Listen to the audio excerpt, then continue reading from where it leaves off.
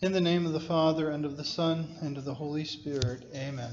Lord, grant us concentration, that we may learn, listen, understand, have a peaceful mind, and remember that you're with us always. Amen. So this is the last video for the coloration section.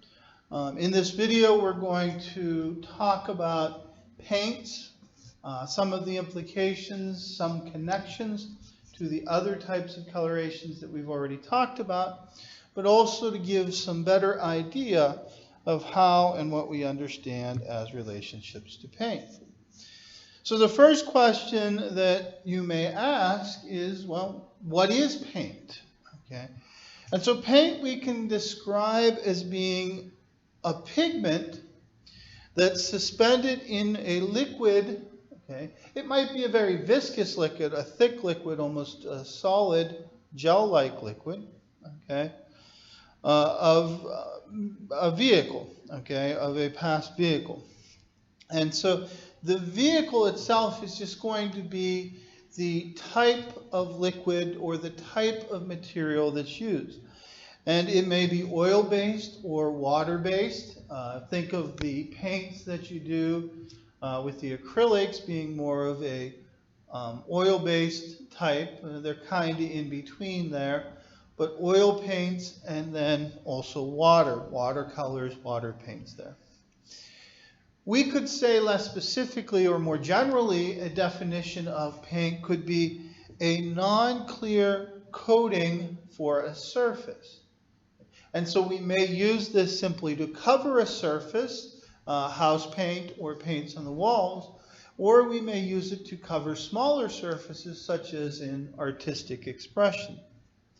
So paints are used not only in the artist's room, but they're also used throughout different parts. And we can see it's used for protection of wood, prevent rotting of wood or breakdown of wood.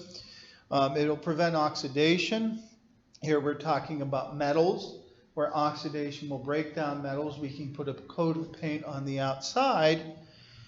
And also just simply coating or something that's going to be covering a surface to prevent breakdown in one fashion or another.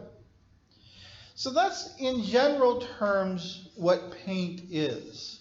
Okay? And I think you guys are familiar with what paint is. What is paint made up of? Okay, and this is what most of this video is going to discuss, is the components of paint and the mixture that comes together to make the paint that we have.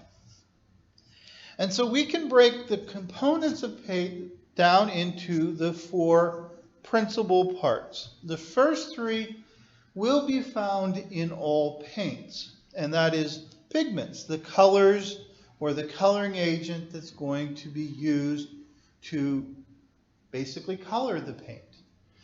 And we'll talk about this a little bit more, but keep in mind, in this case, it's a pigment and not a dye. So this is not going to be something that's absorbing into the surface. In fact, it's not necessarily something that is going to be dissolved, if you will, in the media that it's in. The second one is the binder. Sometimes you'll see binders referred to as being part of the vehicle or the solvent. The binder itself is going to be the material that sort of surrounds the pigment. It's going to keep the pigment in the solution. I don't want to say it that way, as we'll talk about a little bit, but it keeps it suspended, or it keeps it part of the material so that it can be applied. As it dries, the binder will retain or hold on to that pigment so the color will stay behind. The third component is used, various terms that are used for this. As a scientist, I would prefer the term vehicle. And a vehicle is simply there as a carrier. It's going to be what we use to apply the paint. It's going to be what the paint is supported in. You will also see it used in the terms thinner, So in other words, paint thinner, which will make it more fluid so that it can be used in different types of practices. Or a solvent, and a solvent would be what's sort of used to dissolve or to support, if you will, the binder itself. Now, often with paints, we see other additives that are present there. We're not going to talk too much about these other additives. We're going to focus on the first three components. But some of these additives are going to be important. There may be dryers in there, and these are chemicals that will assist in the process of sort of, I say drying the paint.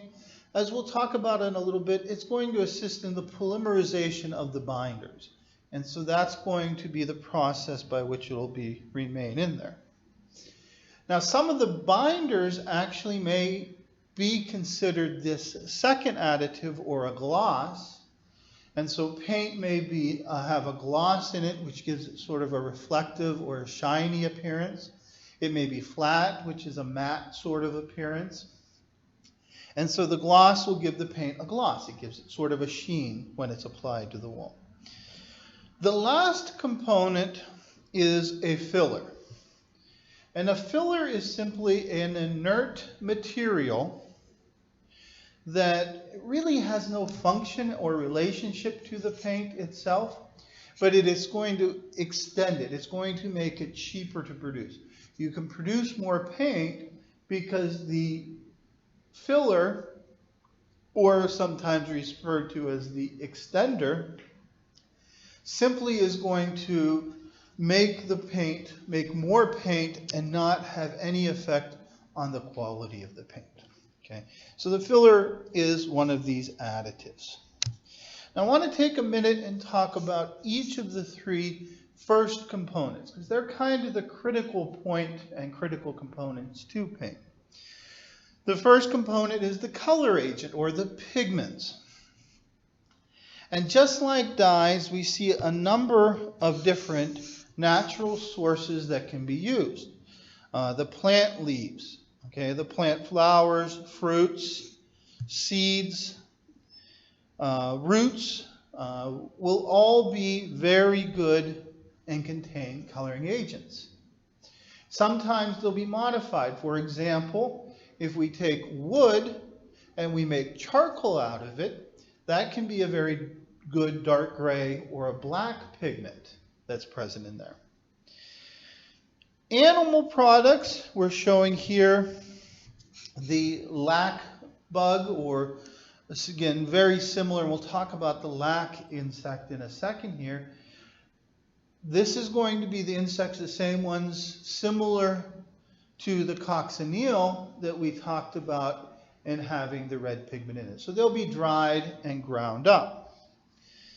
So animal products, not as big of a variety there. We're going to talk about egg yolks in a little bit as a binder. Obviously egg yolks have some yellow coloration in there, so they will have some pigment quality there. Most common pigment for paints is in this last group, okay, which are minerals. So many of you who've done painting are familiar with titanium white, or cobalt blue, or zinc yellow.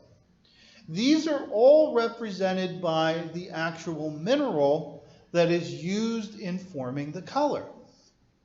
So the oxidation of titanium gives a very bright white color. There's the pigment. Okay? If you walk out to the streams around St. Vincent here, you'll see that orange iron hydroxide that's coming out of the stream water as a result of mining.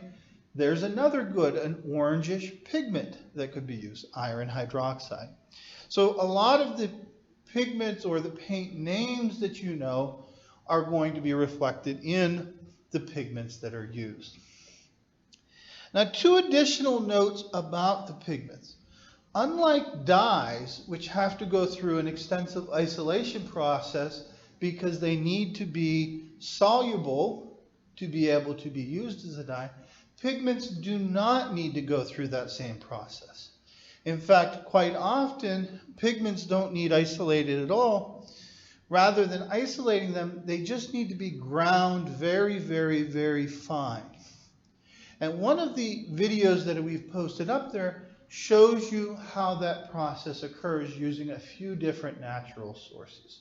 So I recommend taking a look at that so that you can see how much goes into the actual preparation of the pigments. So the second component are the binders. Okay? Sometimes and quite often you'll see these referred to as resins. And so resins are one of the types of binders that are used in paint. So this is going to include resins or oils. Resins are polymers. It's going to be short polymers that will come together that are extruded by trees. An example of a resin is shown here is amber. Amber is a very good resin. It's extruded from the tree, or shouldn't use the term extruded, probably released is a better part. It's part of the sap for that particular tree as a viscous or a thick liquid. Okay? And these liquids, as they dry, again, not really truly dying, as we'll talk about in a minute here, but it's going to polymerize. The smaller components hook together to form these larger molecules that will then be solid or will be hardened. Okay? And so that's what the binder, one of its functions going to be, is that as the paint, quote unquote, dries, it's going to polymerize or come together to form these polymers that will allow for the surface to remain solid. And we'll talk a little bit more about that in a second here. Okay. The other important function of the binders is to sort of keep the pigments in the paint. Okay, even after it dries, they sort of attach to this and form this. And so the pigments are going to be, and I'll use two terms here, are going to be suspended in the binder, or we could say it another way, they're going to form a colloid. And we're going to talk about what a colloid is in a little bit here. So this is the component of the paint that's going to keep the color in or attached to the surface as it's being applied. And the type of binder that's used is going to be dependent on the type of paint, or maybe to put that the opposite way, the binder is going to determine what type of paint it is. Is it a water-soluble paint, or is it a oil-soluble paint, which is going to have a big determination on what type of thinner that we're going to use. The last note I think I'll make on this slide is when we talk about binders, they often are what give the name to the type of paint that's used. Okay? So we're going to talk in a little bit about acrylic paint. So the binder in that would be an acrylic binder. When we talk about oil paints, oil is the binder. Water-soluble paints, it's going to have a different binder that we'll talk about in a second. So what are some of the common binders? Now there's a whole variety. I'm giving you a quick overview of some of them here, but there's a large variety of different binders. Some of the simplest binders are beeswax. Okay? The beeswax can be melted. The pigment will be included in the beeswax, and that either the pigment's applied to the surface of the beeswax, which will then hold the color in, or it can be applied after it's then, once it hardens, cools down, it will then contain the pigment. Tempera is one type of painting that uses egg yolks as a binder. This is a historical type, okay? Very common in a lot of the old paintings that we'll see where the pigment is actually dissolved in egg yolks. And the egg yolks, there's a fat in there, so it's sort of a fatty component, but there's also a number of proteins that are present in there. One type of binder that's a little bit different is a fresco. Okay, and so with fresco, rather than just painting the wall, you're actually mixing the pigment into the mortar or the plaster that you're using. Okay, the pigment's mixed in while it's wet, applied to the surface, and then as it dries, it will then hold that pigment in there. And so very common in old churches and new churches that have the pigment in there.